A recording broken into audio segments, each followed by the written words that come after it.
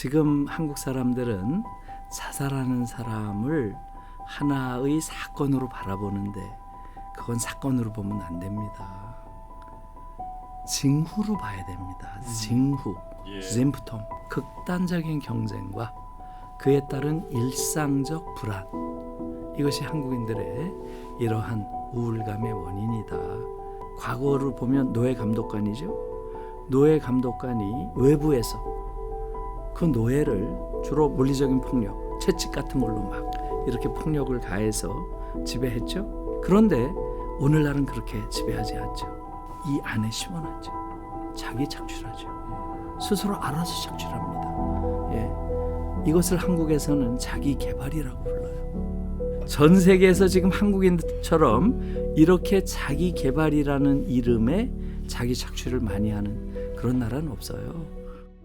자, 3프로TV 시청자 여러분, 더 피플 중앙대학교의 김누리 교수님과 얘기를 더 이어가 보겠습니다. 새로운 정부가 이제 탄생하게 된단 말이죠. 예.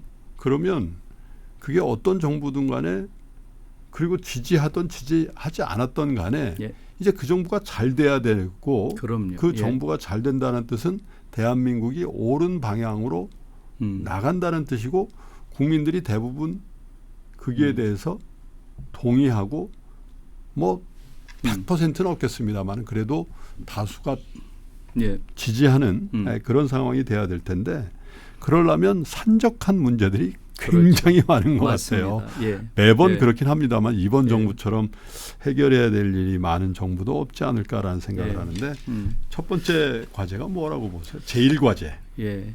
그러니까요. 지금 아까도 말씀드렸지만 지금 이것을 한국의 국내적 상황만 가지고 말씀드리기가 어려워요. 예. 왜냐하면 전 세계적인 엄청난 전환의 시대를 우리가 살고 있기 때문에 네. 그것을 도외시하고 이야기하기는 어렵고요.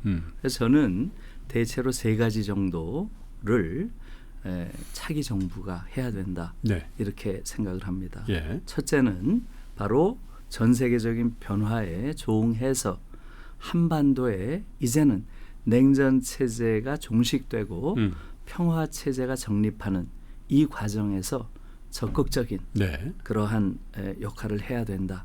이렇게 보고 있습니다. 첫째는 다시 말하면 평화 체제의 정립. 이것이 다음 정부의 가장 큰 외적 과제예요.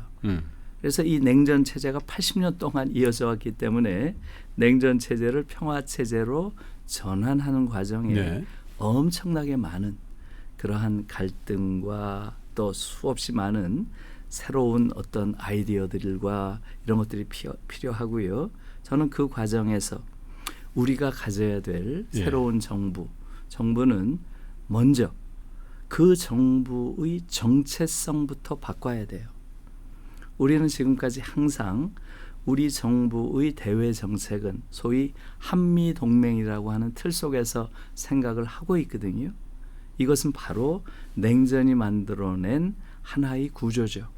그런데 지금 미국에서 우린 이제는 더 이상 이 냉전적 구조를 끌고 갈, 우리가 패권적 그러한 지배를 유지할 의지 없어. 네. 계속 이렇게 하고 있기 때문에 한미동맹이라는 것도 새로운 시각에서 이제 봐야 되죠. 우리가 자율적으로 우리의 안보 문제나 외교 문제나 이런 데서 우리의 자율적 역량을 길러야 되겠죠. 이게 굉장히 중요한 겁니다. 우리는 우리 스스로를 너무나 아주 약소국으로 스스로 규정을 해왔어요. 말하자면 관성화된 무력감과 패배주의. 그게 우리 외교에 아주 뼛속 깊이 스며 있어요. 저는 이것을 이제는 깨야 된다고 봐요. 우리가 보다 자신감을 가지고 동북아 질서를 새롭게 만들어가는 과정에서 주도적으로 또 적극적으로 참여를 해서 얼마든지 동북아의 새로운 질서를 만드는데 우리의 입김이 강하게 작용할 수 있는 그러한 상황이 됐다고 보고요. 그것이 또 필요한 상황이기도 해요. 미국의 정책이 바뀌었기 때문에. 그래서 평화체제를 만들어가는 과정에 신정부는 보다 적극적으로 이전과는 다른 더 이상 우리를 종속 변수로 자꾸 상정하지 말고 이제는 우리가 독립 변수로서 새로운 동북아 질서를 만드는데 주도적인 역할을 할 수 예. 있다라는 새로운 인식을 가져야 된다는 거고요. 두 번째는 이 정부가 해야 될 일은 바로 요번에 이 대선을 만들어낸 잘못된 구조, 다시 말하면 파시즘을 가능하게 하는 그러한 구조를 혁파해야죠. 너무너무 중요한 거죠. 파시즘 체제에서 안정적인 민주 체제로의 전환, 이게 굉장히 중요한 것이죠. 네. 그러기 위해서는 어떻게 해야 되겠어요? 이 민주주의가 제대로 작동하는 그러한 민주주의로 바꿔야 되겠죠. 지금 왜 민주주의가 제대로 작동 안 하나요? 예, 가장 큰 이유는 잘못된 정치 지형을 가지고 있는 것이죠. 한국의 정치 지형은 전 세계에서 가장 보수적인 정치 지형이에요. 이것도 아마 제가 잠깐 말씀드렸을 거예요. 지금 우리처럼 이렇게 극단적으로 보수적인 오른쪽 끝에 두 개의 정당이 몰려있는 그런 나라는 없어요. 미국보다도 더하죠. 지금 한국의 민주당은 사실은 내부의 정파가 거의 없는 정당이고요. 예. 그 다음에 국민의힘이라고 하는 정당은 저것은 보수 정당이 아니죠. 여러 번 이야기했지만 수구 보수 정당이고요. 그 다음에 민주당이 중도 보수 정당이라고 우리가 일반적으로 이야기할 수 있는데 사실 이번 윤석열 사태가 보여준 것은 뭔가요? 예, 수구 보수 정당인 줄 알았던 국민의힘이 보니까 뭐예요? 수구 파시스트 정당임을 스스로 자백한 거죠. 이런 민주주의를 파괴하는 파시스트적 행태에 대해서 지지하고 옹호하잖아요. 지금도 그러고 있잖아요. 근데 그걸 참 이해를 못 하겠어요. 이해할 수 없는 거예요. 예. 그 정도로 지금 한국은 아주 극단적으로 오른쪽 끝에서 수구 파시스트 정당과 중도 보수 정당이 서로 정권을 교체해 온 이러한 상황이기 때문에 이것을 바꾸지 않는 한 한국의 민주주의는 성숙할 수 없어요. 그래서 아까 말씀드린 대로 이제는 수구 파시스트 정당은 더 이상 빨아쓸 수가 없어요. 이번에 보니까. 그냥 버려야 돼요. 완전히 새로운 정당으로 탄생하지 않는 한 지금의 저 정당으로는 미래가 없다라는 걸 보여준 것이고요.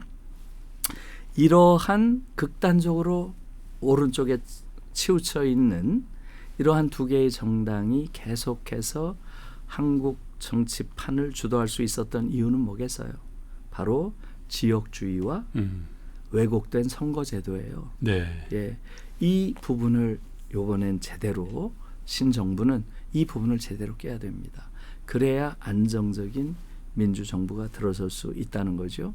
예, 선거제도 이게 가장 큰. 그래서 제가 지금의 소선거구제도에서 그 중대선거구제도의 아주 큰 변화를 말씀하시는 것 같군요. 예. 그러니까 이 부분은 사실은 너무나 중요한 부분이에요. 개헌보다 어쩌면 그게 더 중요하다는 그렇죠. 말씀하셨죠. 예, 저는 지금 이 선거제도의 선거법? 변화가 한국 민주주의와 관련해서 가장 중요한 것이다. 왜냐하면 사실은 형식이 내용을 규정해요. 우리는 내용이 중요하고 형식은 부차적인 것이다. 일반적으로 그렇게 생각하기 쉬운데 전혀 그렇지 않아요. 많은 경우에서 형식이 내용 자체를 규정해버려요. 특히 정치에선 더합니다. 선거제도가 바로 그런 것이고요. 한국의 지금 선거제도는 단순 소선거구제. 그렇죠? 예, 이것은 지역구에서 1등 하는 사람 하나만 뽑잖아요. 그렇죠. 이런 선거제도이기 때문에 이것은 민의를 제대로 반영할 수가 없어요.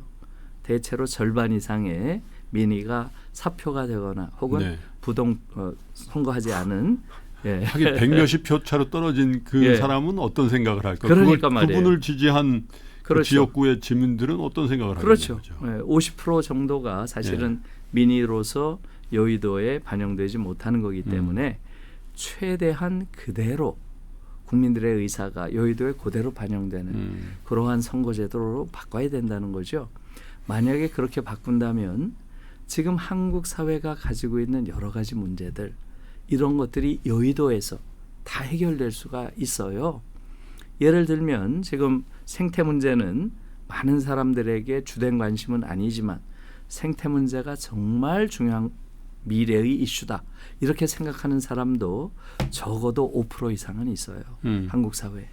그러면 그 5% 정도가 의회에 들어가서 5%면 15명 아니에요. 그렇죠. 15명 정도의 녹색당 의원이 생태 문제를 계속 제기해 주면 그것은 우리 국민들이 생태적으로 안정적 미래를 살아가는데 굉장히 중요한 거거든요. 예. 또 지금 한국 사회가 너무 불평등이 심하니까 이 불평등 문제를 집중적으로 제기하는 그러한 진보적인 정당, 이 문제에 대해서도 한국 국민들의 최소한 20-30%가 이 불평등 문제를 가장 먼저 풀어야 된다 이렇게 생각하는 사람들이 있어요. 그러나 그러한 정당이 지금 상황에서는 들어갈 수가 없잖아요. 아예. 그러니까 불평등 문제가 더 심화되고 지금 환경 문제가 더 악화되는 거죠. 그래서 제가 지난번에 독일의 선거 제도를 한번 말씀드렸는데요. 그게 그렇게 복잡한 게 아니에요. 국민들이 찍은 표가 그대로 의회에 반영되면 되는 거예요. 근데 한국은 지금 그게 반영되지 않으니까 의회 안에서 문제가 해결되는 게 아니고요. 지금 여의도 바로 여기 가까우니까 가보세요. 여의도 주변을 둘러싸고 시위 또 농성 오히려 의회 안이 아니라 의회 밖이 시끄럽잖아요. 항상. 그 이유는 왜 그렇겠어요?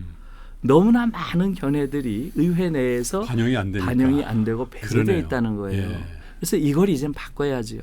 의회 밖에서 시위를 하거나 의회 밖에서 농성을 하거나 그 이유를 이제는 좀 깨달아야 돼요. 의회 내에서 반영이 안 되기 때문에 그런 거죠. 그래서 선거제도를 바꾸는 게 가장 중요한 문제예요. 만약에 그렇게 바꿔낸다면 한국에서는 이제는 많은 새로운 갈등들이 있잖아요. 차별에 의한 또 소수자들에 대한 그러한 문제들이 의회 내에서 논의되고 그걸 대변하는 자들이 해결해낼 수 있죠. 그래서 선거제도를 바꾸는 게 굉장히 중요하다. 네. 이런 얘기고요. 또 하나 아까 중대선거구 말씀하셨지만 예.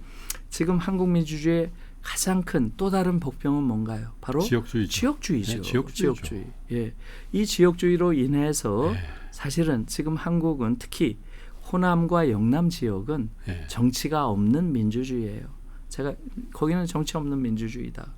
그냥 하나의 정당밖에 없으니까 이게 무슨 민주주의예요. 기본적으로 민주주의의 조건 자체가 부재한 그러한 지역이에요. 그분들이 가장 큰 피해자죠. 자기가 선택할 수 있는 선택권을 기본적으로 봉쇄당한 사람들이에요. 20몇 년 동안 계속 똑같은 당에 그렇죠. 또 똑같은 후보를 뽑아주니까 맞습니다. 예. 이 사람이 뭐 한다고 이 지역의 그렇죠. 발전을 위해서 일하겠냐고. 그럼요. 예. 그러니까 나가면 뽑아주는데. 맞습니다. 그렇잖아요. 예. 그래서 우리가 네. 민주주의를 이뤘다고 하지만 이 민주주의는 말하자면 정치가 없는 민주주의죠. 그게 무슨 의미가 있겠어요. 그 안에서 내 선택권이 없는데 이미 다 정해져 있는데. 그렇죠. 그래서 이 부분은 반드시 해결을 해야 될 문제인데요. 이번 정부가 전 이거 해야 된다고 봐요. 그러기 위해선 여러 가지 구체적인 대안들이 있을 터인데 그 대표적인 게 지금 말씀하신 예. 중대 선거구 이런 것들이 대안이 될 수 있죠. 정치 개혁을 해야 된다는 거죠. 그렇죠. 정치 시스템을 네. 바꿔야 된다. 맞습니다. 거죠. 예, 그래서 민의가 선거제도 잘 전달되도록. 그게 굉장히 중요한 것이고 이게 예. 두 번째고요. 예. 세 번째는 사회 대의 개혁을 해야죠. 사회 대의 개혁을 신정부가 해야 되는데 저는 그 중에서도 요번에 윤석열 내란 사태가 보여준 것은 한국 교육을 잘 받은 사람일수록 더 파시스트가 되더라. 이걸 우리가 확실히 배웠죠. 그러니까요. 그거 예. 참. 이걸 너무나 확실히 배워서 특히 서울 법대를 나온 자들 예. 오죽하면 내란과라고 하겠어요. 내란과. 예. 내란에 관련된 거의 80-90% 이상이 서울대 출신이고요. 대부분 또 법대 출신이에요. 이런 자들이 한국 교육이 길러낸 최고의 엘리트라고 하는 것. 예. 이것은 정말 있을 수 없는 얘기고요. 또 동시에 의사 파업 사태. 예. 이것도 마찬가지죠. 예. 지금 한국처럼 이런 의사들은 전 세계 어디에서도 볼 수 없어요. 어떻게 의사들이 이렇게 미성숙한가요? 어떻게 이렇게 오만한가요? 어떻게 이렇게 파렴치한가요? 독일에서도 의사들이 파업을 해요. 시위도 자주 합니다. 이들 파업과 시위의 대다수가 환자들의 복지를 위해서예요. 독일 의료 시스템이 너무 지금 질이 떨어졌다. 환자들을 위해서 이러한 것을 해야 되는데 정부가 하지 않는다. 이러고 나와서 시위를 하는 거지. 수가 올려다오. 의사 뽑지 말아다오. 이런 시위는 본 적이 없어요. 그러니까 지금 한국에서 의사들이 보이는 이런 행태 또한 마찬가지죠. 예. 그래서 지금 특히 법조인들, 의료인들 이들이 한국 사회에서 보이는 태도는 바로 너무나 미성숙한 엘리트들을 한국 교육이 길러냈고 그들이 정치적으로는 너무나 특권 의식에 사로잡혀 있는 거의 파시스트적 품성을 가진 자들이다 하는 걸 보여준 거거든요. 이제는 이런 교육 시키면 안 되죠. 저는 가장 시급한 게 교육개혁이라고 봐요. 근데 사실 정부가 해야 될 일 중에 여러 가지가 있죠. 뭐 정치 제도를 바꾸고 또 대외적인 우리 한국의 어떤 외교 전략을 짜고 협상을 잘하고 또 지금 말씀하신 것처럼 그 기반이 되는 국민들의 교육을 잘 개혁하는 것들을 해야 되는데 그걸 다 아우르면은 우리 국민들의 행복감을 증진시켜야 된다. 그렇죠. 맞습니다. 예. 아니 뭐 3만 불 이상 되는 나라에 또 이렇게 단기간에 경제 성장으로 민주주의를 했던 자부심이 있는 나라인데 대부분의 국민들은 불행감을 느끼고 그렇죠. 실제로 우울하고 자살을 예. 많이 하고 맞습니다. 그런 심상을 갖고 있는 사람들이 결혼을 해서 애를 많이 낳을 이유가 없잖아요. 그렇죠. 예, 맞습니다. 그러니까 어떻게 하면 국민들이 야 내가 우리나라에 잘 태어났지 그래도 내가 여기 살았으니까 이런 자부심도 갖고 뭔가 조금 더 행복한 사람들의 비율이 높아야 되는데 설문조사를 해보니까 서울대 보건대학원에서 한 걸 보니까 장기적 울분 상태라고 자기를 규정하고 있는 분이 55% 가까이 돼요. 장기적 울분 상태입니다. 우울 상태가 아니고. 예, 울분 상태가.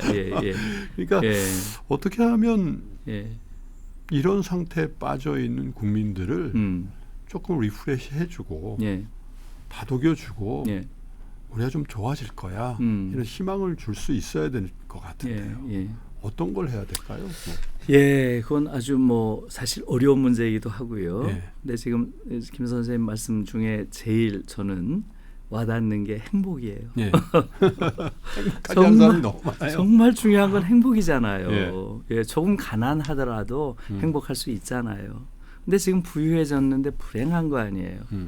이건 우리 사회에 근본적인 문제가 있다는 거죠. 그래서 사실은 한국인들이 너무 불행한 삶을 살고 있고요. 지금 울분 정도가 55%나 된다. 장기적인 울분이 그 정도가 아니죠. 그러니까 이 자살률이라고 하는 것 이것이 보여주는 게 뭐겠어요? 오죽하면 자살을 하겠습니까? 예. 그래서 제가 지난번에 저희 그 대학원에 독일 유럽학과 한 정신과 의사가 오셨어요. 박사과정으로. 그때 그분이 그러더라고요. 지금 한국 사람들은 자살하는 사람을 하나의 사건으로 바라보는데 그건 사건으로 보면 안 됩니다. 징후로 봐야 됩니다. 징후. 심프톰. 저는 하루에 아침 9시부터 저녁 6시까지 수많은 자살 예비자들을 보는 게 제 일입니다. 자살 증후군이 있는? 그렇죠. 그러니까 하나의 자살이 있다라고 하는 것은 그 뒤에 수없이 많은 자살 예비자가 기다리고 있다는 걸 뜻하는 거래요. 그 징후로 읽어야 된다는 거예요. 너무 끔찍한 이야기죠. 그래서 너무 지금 자살이 높다 하는 게 우리의 불행의 정도를 가장 잘 보여주는 것이죠. 사실 그 정도가 아니고요. 그러다 보니까 우리 사회 자체가 이게 사회라고 부를 수가 없는 곳이 됐죠. 전 세계에서 가장 갈등이 심한 나라가 한국입니다. 얼마 전에 영국의 킹스 칼리지라는 데서 28개국을 대상으로 갈등 정도를 그 측정을 해서 비교한 걸 발표를 했어요. 그걸 보니까 너무 끔찍해요. 한국은 다른 나라와 비교가 안 돼요. 갈등이 너무 심하고요. 지금 그 갈등뿐만이 아니죠. 최근에 나온 미국의 마크 맨슨이라고 하는 그러한 미국 작가가 한국을 둘러보고 만든 동영상이 화제였잖아요. 네. 예. I traveled to the most depressed country in the world. 세계에서 가장 우울한 나라를 여행했다. 예, 그런 제목을 붙였어요. 예. 거기서 이분이 분석한 것은 뭐 대체로 우리가 동의할 수 있는 거예요. 극단적인 경쟁과 그에 따른 일상적 불안. 이것이 한국인들의 이러한 우울감의 원인이다. 그러면서 거기서도 이분이 강조한 게 absolutely cruel educational system. 정확히 본 거예요. absolutely cruel. 아주 절대적으로 잔인한 그런 교육 제도가 한국인들에게서 행복감을 빼앗고 있다. 그러니까 이런 것들을 우리가 사실 전혀 모르는 건 아니죠. 그러니까 이 부분에 대한 근본적인 처방이 있지 않으면 한국 사회는 좋은 사회가 되기가 어려운 거죠. 그래서 저는 이 모든 것들 중에서 가장 중요한 게 결국 출생률로 나타나잖아요. 출생률로 나타나는 것은 결국 이 안에서 자기가 행복감을 느낀다고 하면 네. 당연히 아이들 낳겠죠. 또 많이 낳겠죠. 근데 아이를 아예 낳지 않는다라고 하는 것은 너무나 극단적으로 사람들이 그야말로 지금 말씀하신 울분 상태에 있다고 하는 것. 그게 무의식 또는 잠재의식에 있기 때문에 아이들 못 낳는 겁니다. 그래서 제가 한마디만 더 말씀드릴게요. 이런 거예요. 지금 한국인들은 한국 사회를 지배하는 독특한 유형의 지배 방식에 포획되어 있기 때문에 그렇다. 저는 그렇게 생각해요. 네. 전통적으로 어떤 지배라고 하는 것은 지배하는 자. 과거를 보면 노예 감독관이죠. 노예 감독관이 외부에서 그 노예를 주로 물리적인 폭력, 채찍 같은 걸로 막 이렇게 폭력을 가해서 지배했죠. 일을 시켰습니다. 예. 그런데 오늘날은 그렇게 지배하지 않죠. 예. 노예 감독관이 안 보이잖아요. 어디 있나요? 예. 이 안에 심어놨죠. 이 안에. 그래서 이제 착취하지도 않아요. 자기 착취하죠. 스스로 알아서 착취합니다. 예. 이것을 한국에서는 자기 개발이라고 불러요. 그 많은 자기 개발. 전 세계에서 지금 한국인처럼 이렇게 자기 개발이라는 이름에 자기 착취를 많이 하는 그런 나라는 없어요. 너무너무 끔찍합니다. 네. 과거에 네. 착취를 했던 시절에는 어때요? 착취하는 사람 반대편에 착취당하는 사람이 있죠. 그 내면에 착취가 심해지면 어떻게 돼요? 착취하는 자에 대한 저항의식이 생기죠. 그렇죠. 그리고 이 저항의식이 누적되면 어느 순간 폭발합니다. 네, 이걸 우리는 혁명이죠. 혁명이라고 부르는 예. 거죠. 그런데 자기 착취는 다릅니다. 자기 착취는 하면 할수록 저항의식이 생기는 것이 아니라 죄의식이 생겨요. 와, 더 많이 착취해야 되는데 나는 왜 이렇게 게으를까? 이래서 내가 뒤처지는구나. 이러면서 스스로 죄의식을 가져요. 그러니까 혁명이 일어나는 게 아니고요. 자살이 일어나는 거예요. 그게 그렇죠. 극도로 이제 예. 다다르면 포기하는 상태가 돼버리는. 그렇죠. 그러니까 놔버리는 거죠. 놔버리는 거이기도 하고 말하자면 네. 내 불행의 원인을 내 속에서 찾으니까 자살. 자기를 응징하는 거죠. 자살이네요. 그렇죠. 그래서 자살이 스스로 되는 살해하네. 거죠. 예. 그래서 한국이 전 세계에서 가장 자기 개발이라는 이러한 풍조가 강한 나라고요. 동시에 가장 자살을 많이 하는 나라예요. 연결되어 있는 거죠. 그 자기 개발이라는 그 미명하에서 이른바 어렸을 때부터 자기 개발인 그 사교육에 국가적으로 얼마나 많은 비용이 들어갑니까? 그렇죠. 근데 예. 사실 그건 예. 뭐 그 부모들이 학원이나 뭐 누구에게 지불하는 그 돈의 문제가 아니라 사실 그 이면에 엄청난 사회적인 비용이 그렇죠. 개인 사적으로도 있고 맞습니다. 공동체적으로도 있고 국가적으로도 있는 거죠. 그렇죠. 예. 그 비용이라는 걸 저는 조금 더 확대하면 예. 저는 정서, 감성까지도 봐야 된다고 봐요. 그러니까요. 그 아이들의 감성이 얼마나 메마르겠어요. 그 과정에서. 예. 그런 끔찍한 경쟁 과정에 들어가는 순간 한 인간의 깊은 심연이라고 하는 것, 이것이 점점 사라지는 없어지죠. 거죠. 예. 저는 특히 한국 교육이 아이들에게서 빼앗은 것은 행복감뿐만 아니라 더 근본적으로 보면 시면을 빼앗았다고 봐요. 시면. 깊은 시면을 가진 아이들을 네. 볼 수가 없어요. 예. 사실은 시면이 있어야, 자기 내면에 우물이 있어야 예. 거기서 예. 자아도 생기고 정체성도 생기고 예.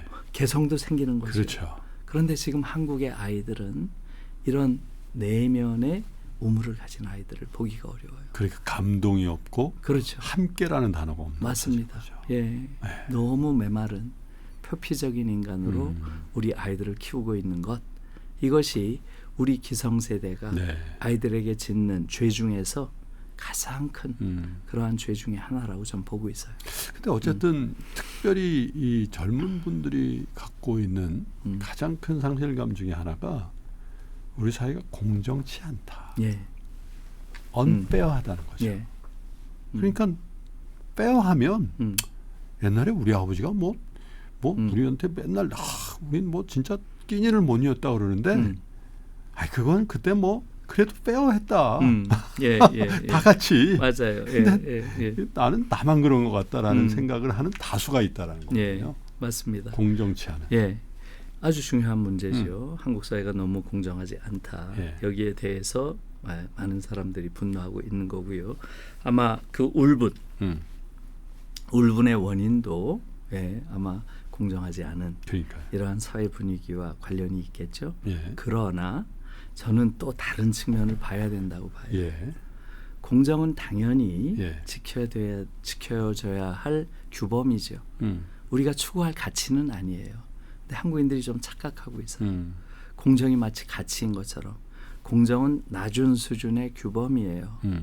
이것은 우리가 추구할 가치는 아닙니다. 예. 공정하지 않은 놈은 나쁜 놈이죠. 당연히. 그리고 공정한 규범을 지켜야죠. 그런데 지금 한국 사회에서 공정이라고 하는 것은 네. 당연히 지켜져야 할 규범이지만 이것이 아주 한국 사회의 기득권들을 정당화시켜주는 그러한 사회적 기능을 한다는 게 문제예요.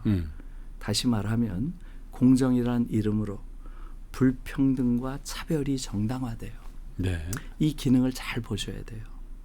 그렇기 때문에 많은 사람들이 공정이라고 하는 것은 신자유주의가 만들어낸 고도의 말하자면 위선적인 그러한 이념이다. 이렇게 얘기를 하는 거예요. 한번 생각해 보세요.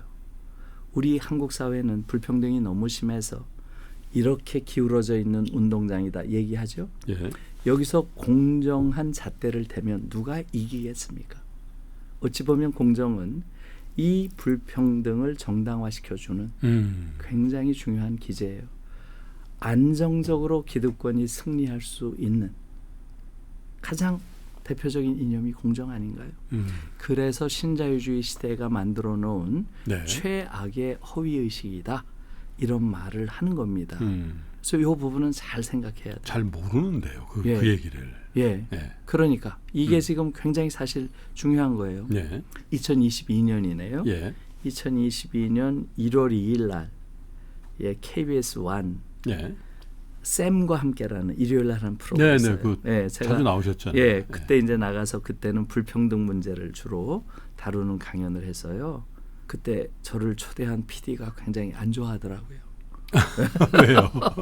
1월 2일 예. 첫 방송인데 예. 그런 재수 없는 얘기를 자꾸 한다 이거. 좀 희망적인 얘기를 해야 되는데. 예. 예?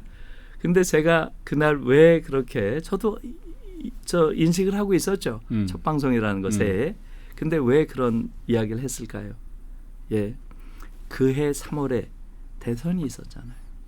그래서 그 얘기를 한 거예요. 네. 사실은 예. 의도적으로. 한국은 이렇게 국제적 지표로 봤을 때 불평등이 심각한 문제를 야기하는 나라다. 그러니 대통령을 하겠다는 사람은 이 문제를 풀어야 한다. 이런 메시지를 주고 싶었어요. 네. 저는 그런 의도로 했는데 제 의도가 성공했을까요? 실패했을까요? 실패했을 것 같습니다. 실패했죠. 나오는 모든 후보가 당시에 윤석열 후보 뭐라 그랬나요? 공정과 상식. 예. 이재명 후보는 뭐라 그랬나요? 공정과 기본. 예. 안철수 공정 이러고 나왔어요. 그 당시에 문재인 대통령도 한 연설에서 공정을 무려 28번 얘기했대요. 네. 이게 뭘 뜻하나요? 사실은 저는 그걸 보면서 아니 이 사람들이 선거를 왜 하나? 그냥 모여서 공정당 하나 만들지. 이게 무슨 이야기예요? 이들이 왜 다 공정을 이야기하겠어요? 불평등을 이야기하는 그러한 후보가 하나도 없었잖아요. 이것은 미국의 아까 민주당 이야기했죠. 그 직전에 바이든의 민주당 선거가 있었잖아요. 미국 선거가 먼저 있었죠. 그렇죠. 그때 민주당의 후보들의 그 당시 공약 한번 떠올려 보세요. 예, 바이든, 버니 샌더스, 그 다음에 엘리자베스 워렌이 붙었죠. 예, 지금 버니 샌더스와 엘리자베스 워렌 거의 같더라고요. 예, 지금 미국이 너무 불평등하다. 그러니 부유세를 도입해야 한다. 첫 번째. 그 다음에 대학 무상화. 그 다음에 대학생 부채 탕감. 이 세 가지가 핵심 공약이었어요. 예. 보세요. 다 불평등을 개선하는 이러한 공약을 냈는데 지금 그 당시 한국 후보 중에서 그러니까 이것을 교수님 말씀은 그들이 얘기하는 공정이라는 현재 진행되어져 있는 불평등의 구조 위에서의 공정이라는 얘기죠. 그렇죠? 그래서 완전히 다른 거죠. 우리는 불평등을 이야기하는 이러한 정치인이 없는 것도 사실은 왜 그렇겠어요? 평등을 이야기하는 걸 두려워해요. 왜? 우리도 모르게 우리의 무의식 속에 평등을 이야기했다가 빨갱이로 몰리는 거 아닐까? 이런 생각이 있어요. 한국인들에게는. 바로 냉전 체제가 우리 내면에 심어놓은 하나의 요인이죠. 그것도. 그러니까 한국 사회가 점점 더 불평등한 사회가 되는 것이고요. 공정이 거기서 뜻하는 건 뭐예요? 좀 더 평등한 사회가 되어야 한다. 이 얘기가 아니고 네가 승자가 되면 되잖아. 왜 거기에 대해서 불만을 가져? 네가 노력해서 승자가 되면 문제없잖아. 이건 전혀 다른 답이죠. 승자가 될 수 있나요? 과연 동일한 선상에서 출발하나요? 그 이전의 조건들은 전부 무시하고 마치 공정한 경쟁이 가능한 것처럼 그런 말을 하는 것은 아주 기만적인 그러한 정치적 그러한 개념인 거죠. 불공정을 얘기하기 전에 불평등을 얘기해야 되는 그렇죠. 거군요. 저는 이제 그렇게 주장을 하고 있는 거죠. 예. 글쎄요. 이제 새 정부가 뭐 누가 담당하게 되든 간에 우리 적어도 우리 청년들이 불평등한 구조가 정착되어지는 사회에서 살고 있다라는 또 그런 생각이 낳는 장기적 울분 상태에서 벗어나게 하는 그렇죠. 그런 조치들이 좀 필요하겠군요. 맞습니다. 예, 그런 조치가 필요하고요. 그런 데 대한 인식이 이젠 필요하다. 이제는 불공정을 이야기하는 게 아니고요. 예, 사실은 불평등에 대한 근본적인 정치적 해결 방안을 고민해야 되고요. 네. 지금 말씀드린 것처럼 어떤 이념, 여기선 공정이라는 이념이죠. 이러한 이념이 굉장히 중요한 거예요. 한국을 지배하는 건 이념입니다. 결국 이념에 의해서 지배하는데요. 이걸 이제 이데올로기라고 하죠. 예. 그래서 우리나라에서도 상당히 화제가 됐던 책이 자본과 이데올로기. 예. 토마 피케티가 몇 해 전에 썼죠. 아주 훌륭한 책이죠. 그 책이 지금 오늘날 우리가 사는 이 세계를 가장 정확하게 함축적으로 정의했다고 저는 봐요. 예. 오늘날의 세계를 지배하는 것은 자본 권력이고요. 그리고 이 지배의 방식은 이데올로기예요. 이데올로기로 지배하거든요. 다시 말하면 관념 체계로 지배하는 거예요. 한국 사회도 마찬가지죠. 한국 사회를 지배하고 있는 것은 저는 경쟁 이데올로기, 그 다음에 능력주의 이데올로기, 그 다음에 공정 이데올로기. 이것이 지배한다고 봐요. 지금 한국의 교육, 이것의 가장 큰 문제는 왜 교육개혁이 되지 않는가? 한국인들이 이 세 개의 이데올로기에 포획돼 있어서 그래요. 이 경쟁 이데올로기는 능력주의 이데올로기에 의해서 경쟁의 결과가 정당화되고요. 경쟁의 과정은 공정 이데올로기에 의해서 합리화돼요. 그렇기 때문에 경쟁, 능력주의, 공정 이데올로기가 한국 사회를 오늘날 이렇게 끔찍한 지옥으로 만든 야만의 근원이에요. 저는 이것을 야만의 트라이앵글이라고 제가 불러요. 근데 이제 그 말이 갖는 의미는 각자 다를 수 있잖아요. 그렇죠. 교수님. 예. 근데 이제 우리 젊은 분들이 얘기하는 공정치 않다. 나에겐 공정이 필요하다라는 그렇죠. 그 의미와 예. 우리 사회 지배 이데올로기의 하나의 축으로서의 그 공정 이데올로기는 사실 다른 의미를 갖는 것 같거든요. 저는 그렇게 생각하지는 예. 않아요. 예. 지금 예. 그러니까 지금 말씀하신 대로 공정하지 않다 했을 때 불공정이 한국 사회를 지배하고 있다 이런 예. 얘기 아니겠어요? 예. 그건 규범의 차원에서 이야기를 하는 거죠. 예. 그러니까 말하자면 공정이라고 하는 것은 당연히 지켜줘야 될 규범인데 네. 그게 지금 한국 사회에서는 이루어지지 않다 이렇게 이야기를 하는 거잖아요. 그렇습니다. 그것은 한편으로는 너무나 타당한 이야기고 거기에 대해서 반론을 제기할 수 없죠. 예. 그렇기 때문에 강력한 이데올로기인 거예요. 공정이. 예. 다시 말하면 그러니까 이데올로기에 대한 이해가 좀 필요한 것이죠. 예. 이데올로기라고 하는 것은 일반적으로 한 사회에서 지배적인 잘못된 관념 체계 이걸 이데올로기라고 하는 거예요. 예. 공정. 한국 사회는 완전히 공정 이데올로기가 지배하고 있죠. 예. 여기에 대해서 반론 제기한 사람 없어요. 예. 공정 그건 너무나 당연한 거지. 어떻게 공정 없이 발전이 있어. 경쟁. 다시 말씀드릴게요. 경쟁. 예. 경쟁. 그것은 너무나 당연한 거지. 예. 경쟁은 자연스러운 거잖아. 경쟁 없이 어떻게 발전이 있어. 서로 그것이 문제가 있다 하더라도 불가피한 거지. 보통 이렇게 생각한단 말이에요. 그렇죠. 예, 너무나 자연스러운 걸로. 예. 그러나 과연 그러냐는 거죠.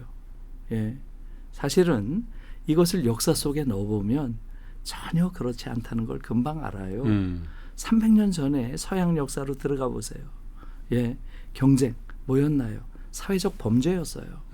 서로 돕고 어려운 사람이 있으면 옆에 가서 거기에 대해서 서로 도와주고 예? 서로 협력하고 이게 자연스러운 거였지. 내가 경쟁에서 이겨서 모든 걸 내가 혼자 취해? 이것은 반사회적인 범죄였죠. 특히 길드 조직 안에서는 사형에 처하는 중범죄였어요. 한국도 똑같죠. 100년 전만 가보세요. 두레, 개, 상부상조, 상호부조 늘 함께하는 협력하는 이러한 문화가 우리를 지배했지. 공정한 경쟁을 통해서 이긴 자가 모든 걸 먹어? 이것은 반사회적으로 봤죠. 그러니까 우리가 지금 당연시하고 있는 이러한 이념들이 사실은 역사 속에서 보면 지금 우리가 살고 있는 특수한 시대에만 당연한 거예요. 자본주의라고 하는 특수한 사회 경제적 시스템이 경쟁이란 이데올로기를 만들어낸 거죠. 이게 초역사적인 자연적인 현상이 아니에요. 예. 예를 들면 능력주의도 마찬가지죠. 능력주의 이데올로기도 너무너무 강력하죠. 능력주의 이데올로기 때문에 한국 사회의 불평등이 지속되는 거예요. 한 인간이 가지고 있는 능력과 노력에 따라서 부와 권력이 보상받아. 거기엔 누가 반론을 제기하겠어요. 그러니까 너무너무 강력한 그러한 이데올로기인 거예요. 그러나 그것이 사회에서 작동하는 기능을 보세요. 바로 그 능력주의 이데올로기 때문에 한편에서는 극단적으로 오만한 엘리트들. 얘들은 내가 능력이 있어서 내가 노력을 해서 내가 하버드 나와서 이걸 누리는 거야. 거기에 대해서 수없이 많은 대중들이 그걸 보면서 울분을 느끼는 거예요. 다시 말하면 지난번에도 말씀드렸을 거예요. 마이클 샌델이 능력주의는 폭군이다. 이런 책을 쓴 이유가 바로 그거예요. 미국 사회 가치를 다 때려부신 폭군이 다름 아닌 능력주의라는 거예요. 능력주의. 능력주의가 미국 사회를 오만하기 이를 데 없는 엘리트들과 그들을 보면서 울분을 느끼는 대중들로 쪼개놨다. 그리고 이 대중들의 울분을 조직화한 것이 트럼프 현상이다. 이렇게 지금 분석을 하잖아요. 그것만이 아니에요. 이 능력주의가 미국 사회를 절망사의 사회로 만들었다. 이렇게도 얘기를 해요. 절망사. 예. 너무나 많은 사람들이 자살을 하고 혹은 서서히 자살해요. 약물과 알코올로 인한 죽음. 이것도 절망사에 넣더라고요. 1년 평균 15만 명이 죽어요. 일본도. 미국도. 15만 명. 놀라운 거죠. 능력주의라고 하는 게 우리가 일반적으로 겉으로 보기에는 당연히 좋은 거죠. 능력에 따라서 부와 권력이 분배되는 그러한 질서. 이게 능력주의다. 이건 좋은 것인데 당연히. 사실은 그것이 하는 사회적 기능은 다르다는 거죠. 한편으로는 오만한 엘리트들을 만들고 또 절망사의 사회를 만들고 또 노동의 존엄을 파괴한다는 거죠. 이걸 우리가 같이 볼 수 있어야 돼요. 그래서 이데올로기라는 게 무서운 거죠. 공정의 이데올로기에 대해서는 어떻게? 공정도 마찬가지죠. 공정의 경우는 당연히 공정은 누구나 당연히 지켜야 할 규범이죠. 그렇잖아요. 네. 공정한 그러한 사회가 되는 것 이것은 옳은 것이죠. 그러나 공정은 공정한 협력 이런 말 들어봤어요? 공정한 연대 이런 말 들어봤어요? 없죠. 네. 공정은 항상 공정한 경쟁을 전제로 하고 있는 거예요. 기본적으로 공정은 경쟁 이데올로기의 하부 이데올로기예요. 그러니까 경쟁 이데올로기 자체가 가지고 있는 문제를 제가 조금 전에 이야기했죠. 이 공정이라고 하는 것은 바로 경쟁 이데올로기가 가지고 있는 부정적인 측면을 그대로 품고 있는 거예요. 그런데 공정 이데올로기가 정당성을 갖기 위해서는 공정 이데올로기가 전개되는 그 공정의 장이라고 하는 것 이것이 진공의 장이어야 해요.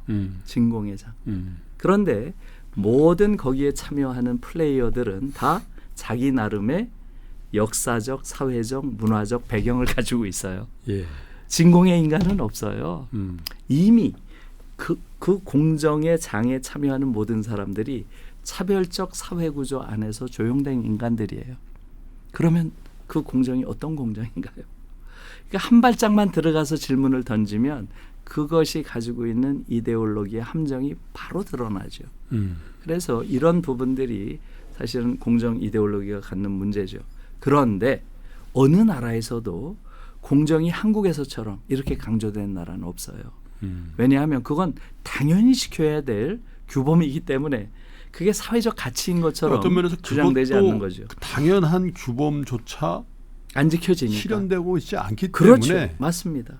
그게 어떻게 보면 최고의 덕목이 돼버린. 그러니 뭐 그렇죠? 그렇게도 볼 수 있겠지만 저는 아까 말씀드린 대로 신자유주의가 만들어낸 최악의 허위의식이다. 이것을 인하대학교 김명인 교수가 그렇게 정의를 했는데 저는 그 김명인 교수의 그 정의가 상당히 타당하다. 그렇게 보고 있어요.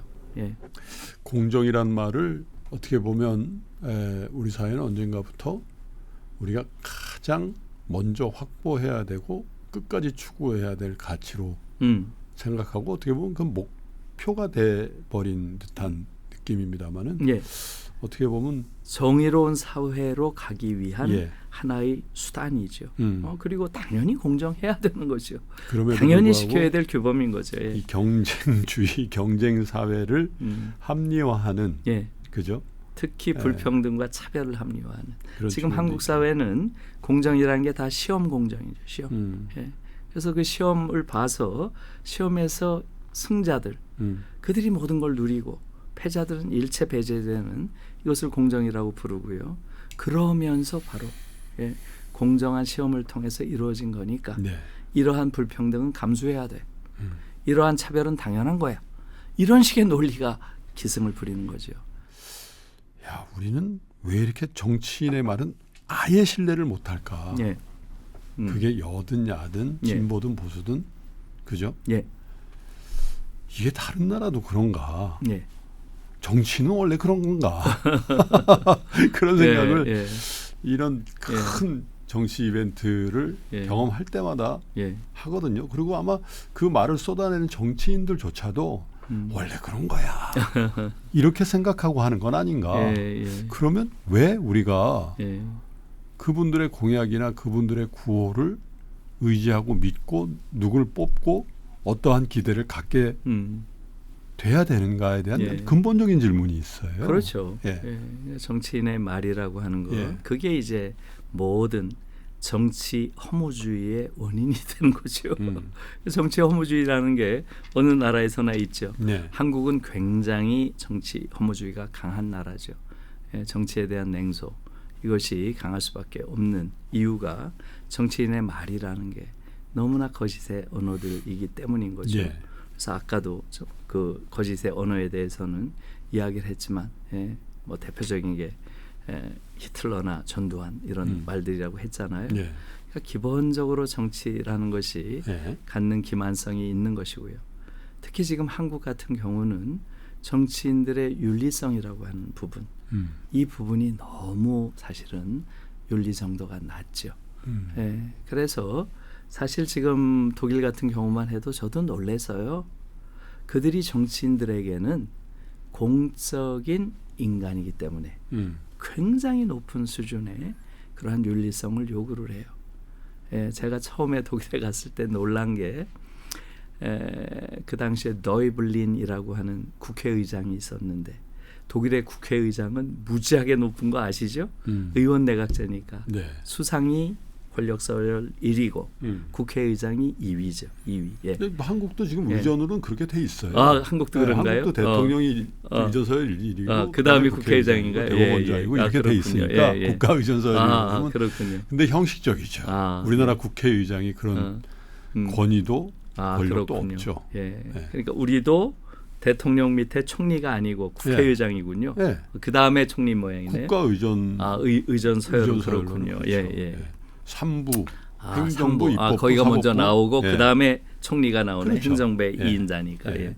그래서 아무튼 너이블린이라는 그 총리가 있었는데 제가 처음에 독일 갔을 때 조금 저런 총리가 있구나 이렇게 인식할 무렵에 국회의장? 국회의장 총리가 예. 아니라 예. 저런 국회의장이 있구나 했을 때 좀 예. 지나니까 바로 사임을 하더라고요. 예. 이유가 뭐겠어요?